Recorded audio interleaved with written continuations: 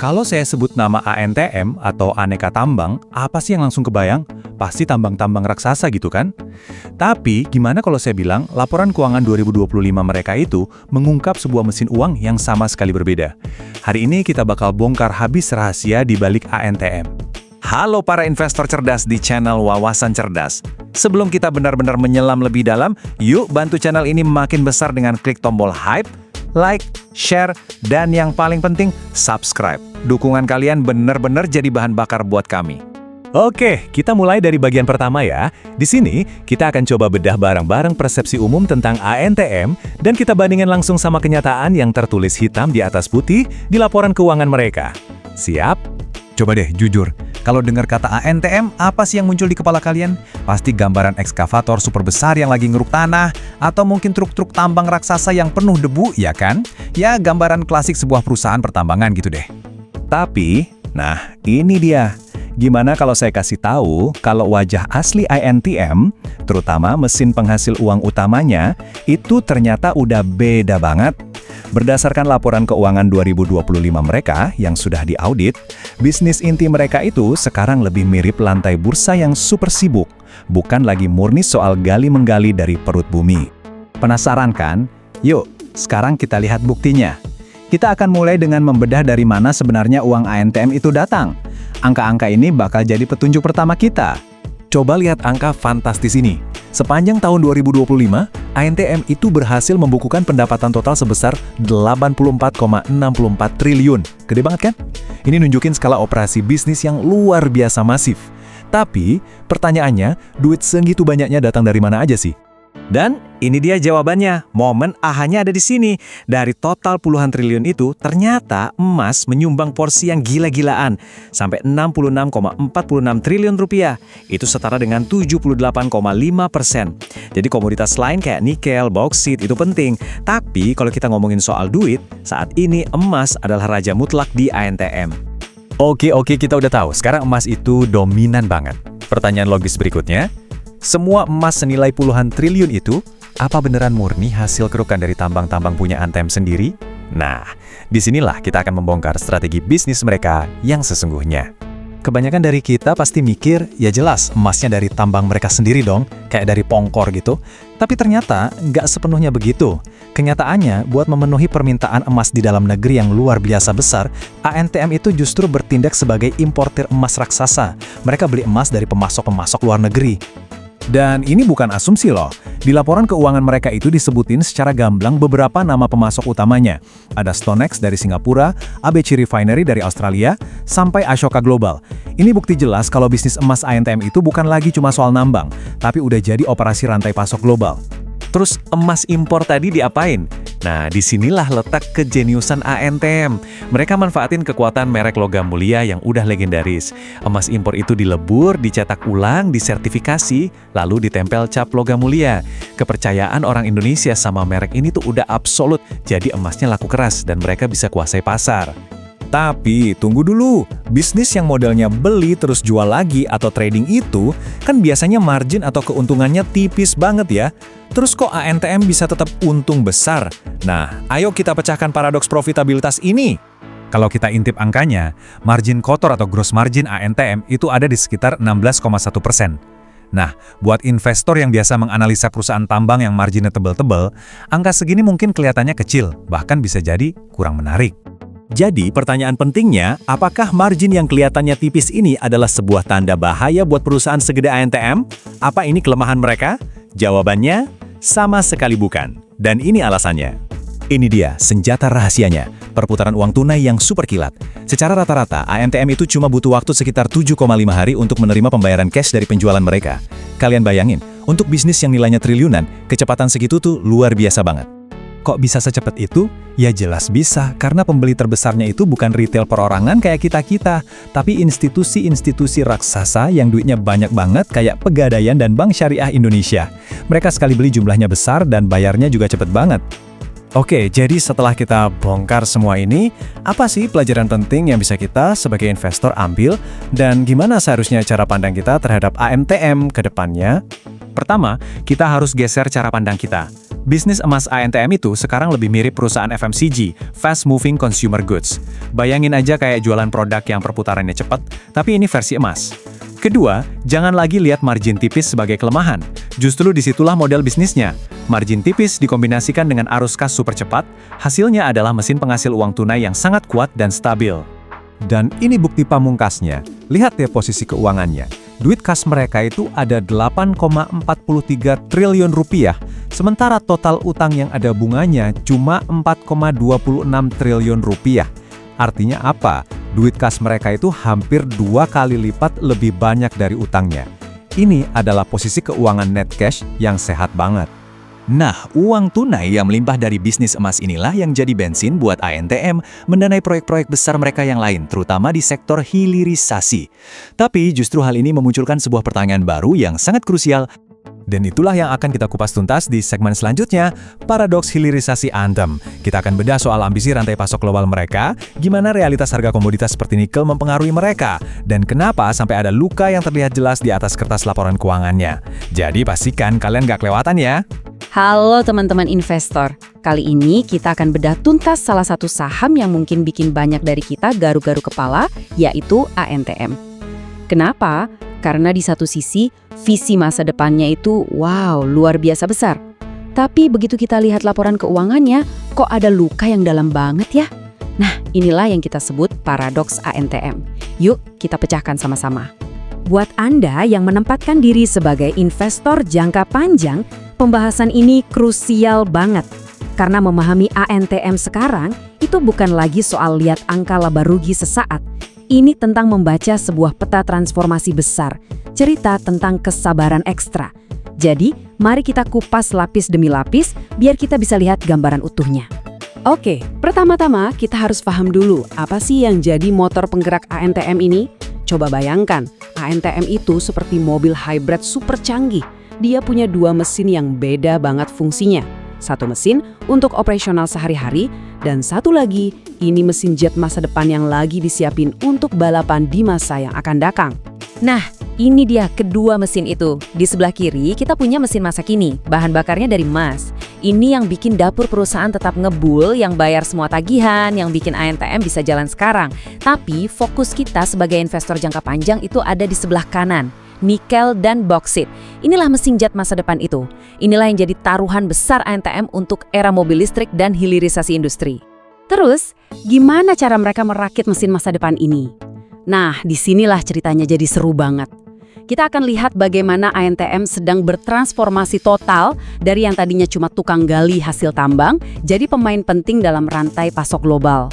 Dan ini bukan cuma omong kosong loh, progresnya nyata. Proyek SCRGR di Mempawah untuk Alumina itu udah jalan, bahkan udah masuk fase kedua. Proyek ekosistem baterai mobil listrik di Halmahera udah masuk tahap konstruksi. Dan yang paling penting, mereka nggak jalan sendiri, mereka gandeng raksasa global seperti Huayu. Jadi ini bukan lagi sekedar wacana, ini adalah eksekusi. ANTM benar-benar sedang berevolusi di depan mata kita. Visinya luar biasa kan, keren banget. Tapi tunggu dulu. Di balik setiap cerita transformasi yang hebat, biasanya selalu ada kerikil tajam. Dan ini bagian yang kita sebagai investor harus benar-benar waspadai. Ada sebuah kenyataan pahit di balik semua rencana besar ini. Dan inilah dia masalahnya. Di saat mesin masa depan lagi dibangun dengan semangat 45, laporan keuangannya justru menunjukkan sebuah luka yang menganga. Sebuah problem akuntansi senilai triliunan rupiah yang sumber masalahnya, ironisnya, datang dari luar kendali perusahaan. Yap, Anda tidak salah lihat. 1,08 triliun rupiah. Angka ini adalah impairment loss atau kerugian penurunan nilai yang langsung menghantam laba bersih mereka. Coba bayangkan, angka sebesar ini tiba-tiba muncul di laporan keuangan. Jelas saja pasar jadi heboh. Oke, sekarang kita coba main detektif sebentar. Apa kata auditornya? Opini auditnya sih bersih, wajar tanpa pengecualian. Tapi, ada satu catatan penting yang jadi sorotan, yaitu soal uji penurunan nilai aset tetap di Halmahera Timur. Aset yang nilainya sekitar 7,6 triliun rupiah ini, atau setara dengan 14% dari total aset perusahaan, jadi pusat perhatian. Ada apa sebenarnya dengan aset ini? Nah, ini dia biang keroknya. Jawabannya ada di tabel ini. Ekspektasi harga nikel global. Coba perhatikan proyeksi untuk tahun 2025. batas bawah perkiraan harganya itu direvisi turun cukup dalam. Inilah pemicunya. Karena prospek harga komoditas di masa depan diprediksi lebih suram, maka nilai proyek mereka di atas kertas juga harus ikut diturunkan. Hal inilah yang memaksa ANTM untuk mencatat kerugian triliunan tadi. Disinilah letak paradoks utamanya, dan ini adalah kunci yang harus dipahami oleh para investor. Kok bisa sih, di satu sisi bisnis nikelnya lagi bagus-bagusnya, tapi di sisi lain laporan keuangannya malah mencatat rugi triliunan? Ini kan kayak ada dua cerita yang saling bertolak belakang. Mari kita bedakan antara dunia nyata operasional dengan dunia di atas kertas akuntansi. Coba kita lihat perbandingan ini. Di sisi kiri, ini adalah dunia nyata, dunia operasional di lapangan. Pabriknya jalan, produksinya kencang, pendapatan dan laba dari segmen nikel justru meroket. Tapi di sisi kanan, ini adalah dunia akuntansi, dunia di atas kertas, di mana nilai aset masa depan harus disesuaikan karena prediksi harga komoditas global lagi lesu. Dua realitas yang sangat kontras ini terjadi di waktu yang bersamaan. Jadi, poin paling penting yang harus kita pegang adalah ini paper loss, kerugian di atas kertas. Artinya apa? Artinya tidak ada uang tunai 1,08 triliun rupiah yang keluar dari kas perusahaan. Nggak ada. Gampangnya gini deh, Anda punya rumah, terus ada penilai bilang harga pasaran di area itu lagi turun. Di atas kertas, nilai aset Anda memang turun, tapi kan Anda nggak kehilangan uang cash dari dompet kan? Nah persis seperti itulah yang terjadi di ANTM. Uang di bank mereka aman. Oke, kita sudah bedah semuanya. Sekarang, pertanyaan terbesarnya. Sebagai investor, kita harus gimana? Bagaimana kita menyikapi paradoks antara kinerja operasional yang sebetulnya kuat, tapi laporan akuntansinya terluka parah ini? Analisis ini merangkumnya dengan sangat pas. Ketika sebuah perusahaan raksasa sedang dalam proses ganti kulit atau transformasi besar-besaran, ia pasti akan rentan terhadap luka-luka akuntansi semacam ini. Jadi, ini bukan sebuah keanehan, ini adalah bagian dari rasa sakit dalam sebuah proses pertumbuhan. Jadi, ini dia intisarinya buat kita. Kalau kita investasi di ANTM hari ini, kita itu bukan lagi sekedar beli saham yang jualan emas. Kita sedang membeli tiket jangka panjang untuk ikut dalam perjalanan besar industrialisasi dan energi hijau di Indonesia. Tapi ingat, perjalanan ini butuh nafas panjang. Kita harus siap mental untuk menghadapi turbulensi yang datang dari fluktuasi harga komoditas global. Tentu, cerita kita belum selesai di sini. Luka akuntansi ini kan baru satu sisi koin. Pertanyaan sebenarnya adalah, di balik semua ini, apakah mesin kas perusahaan tetap sehat? Apakah ada kecantikan fundamental yang tersembunyi di balik angka laba yang kelihatan jelek ini? Nah, kita akan kupas tuntas arus kas dan manajemen risikonya di pembahasan selanjutnya, Seni Membaca Laba. Pastikan Anda tidak ketinggalan ya. Sampai jumpa di sana.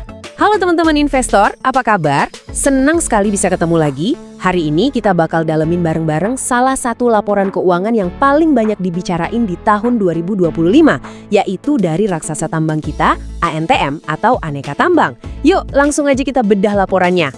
Nah, saya yakin banget, Anda semua yang ada di sini itu bukan investor biasa. Anda nggak gampang puas cuma dengan baca judul berita. Anda paham, di balik angka-angka yang kelihatannya wow, selalu ada cerita yang lebih dalam. Dan itulah tugas kita hari ini, mengungkap cerita itu bersama. Mungkin udah sering dengar kan pepatah klasik di dunia investasi ini? Kalimat ini bakal jadi kompas kita selama penelusuran nanti. Ingat ya, laba itu bisa jadi opini, karena bisa dipengaruhi banyak aturan akuntansi. Tapi kas, uang yang beneran masuk dan keluar dari rekening perusahaan, itu adalah fakta. Gak bisa dibantah. Oke, ini dia peta perjalanan kita hari ini. Kita mulai dari angka laba yang bikin heboh, terus kita kupas satu-satu buat lihat ada apa di baliknya. Lanjut, kita cek kebenaran di arus kas, cari tahu kekuatan tersembunyinya, lihat cara mereka kelola resiko, dan yang paling penting, apa pelajaran yang bisa kita ambil sebagai investor. Oke, kita mulai dari yang paling heboh dulu ya. Headline yang bikin semua orang melirik, ANTM. Mereka baru aja rilis kinerja keuangan yang, ya ampun, di atas kertas kelihatan luar biasa banget. Ini dia angkanya, 7,92 triliun rupiah. Ini adalah laba bersih tertinggi sepanjang sejarah ANTM. Pencapaian yang fantastis dan pastinya jadi headline di mana-mana. Dan gak cuma rekor baru, pertumbuhannya itu loh meroket lebih dari 100%, 2 kali lipat lebih dibanding tahun lalu. Angka begini jelas bikin pasar heboh. Tapi pertanyaannya, dari mana datangnya lonjakan laba yang gila-gilaan ini?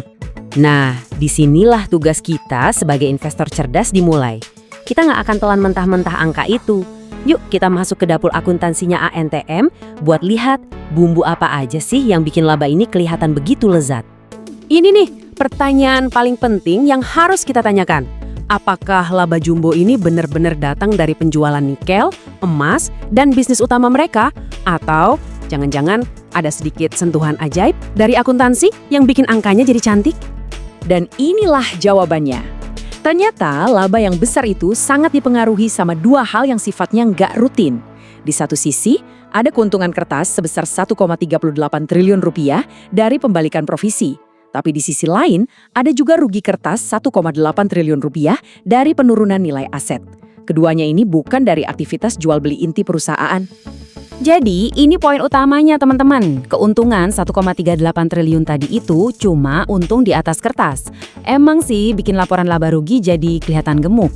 Tapi faktanya nggak ada uang tunai segitu yang beneran masuk ke brankas perusahaan. Ini ibaratnya kayak makeup tebal dalam dunia akuntansi. Oke, tadi kita udah lihat opininya di laporan laba rugi. Sekarang waktunya kita cek faktanya. Dan fakta itu adanya di mana? Betul, di laporan arus kas. Disinilah cerita yang sebenarnya terungkap. Dan inilah dia momen pencerahannya. Coba lihat grafiknya baik-baik. Kelihatan kan? Ada jurang yang cukup dalam di antara keduanya. Laba bersih yang dilaporkan 7,2 triliun, tapi uang tunai real yang dihasilkan dari operasional bisnisnya cuma 4,85 triliun. Nah, ini dia momen aha kita sebagai analis. Fenomena ini ada namanya, yaitu kualitas laba atau earnings quality. Jadi gampangnya gini, kalau laba bersih angkanya jauh di atas arus kas operasi, itu tandanya kualitas labanya lebih rendah. Kenapa? Karena labanya banyak ditopang sama pos-pos akuntansi yang non-kas dan gak berulang. Ini pelajaran penting banget. Oke, jadi kualitas labanya mungkin gak secantik headline-nya. Terus, apa artinya NTM ini perusahaannya jelek? Eits, tunggu dulu. Ceritanya nggak selesai di situ. Ada sekali plot twist. Sekarang coba kita pindah fokus ke neraca keuangan, karena disinilah kekuatan sejati ANTM tersembunyi. Coba lihat betapa kokohnya benteng pertahanan mereka. Cash dan setara kas yang mereka pegang itu totalnya 8,43 triliun rupiah. Sekarang bandingkan dengan total utang berbunga mereka yang cuma 4,26 triliun. Artinya, uang kas mereka itu hampir 2 kali lipat lebih besar dari total utangnya. Luar biasa. Posisi super aman ini punya istilah keren, yaitu net cash. Maksudnya, kalaupun ANTM hari ini mau langsung melunasi semua utangnya, mereka nggak cuma bisa, tapi mereka masih punya sisa kas triliunan rupiah. Ini kayak punya bantalan pengaman yang super tebal buat hadapin krisis ekonomi apapun. Tapi, analisis kita nggak berhenti di situ.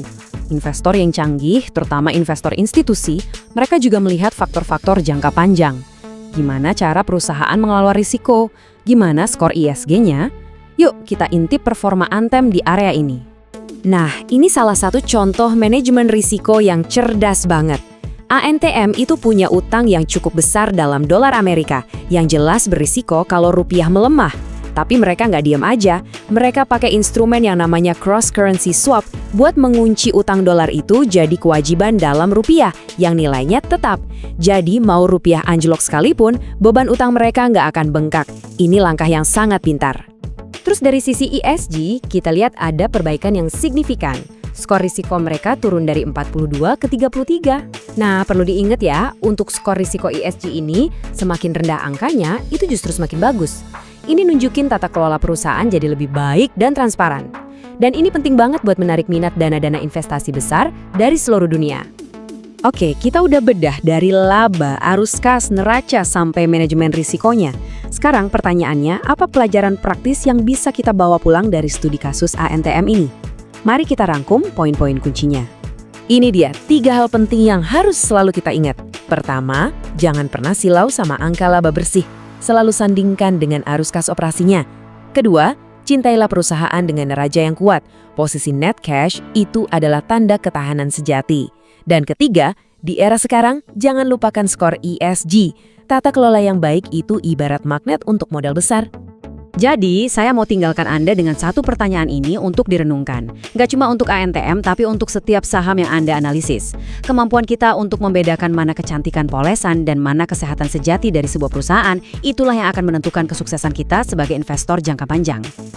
Terakhir, penting untuk saya sampaikan bahwa semua pembahasan kita hari ini tujuannya murni untuk edukasi. supaya kita semua bisa jadi investor yang lebih kritis dan lebih bijak. Ini sama sekali bukan rekomendasi untuk membeli atau menjual saham ANTM ya. Setiap keputusan investasi, untung ruginya adalah tanggung jawab Anda sepenuhnya. Terima kasih sudah menyimak, sampai jumpa di pembahasan berikutnya.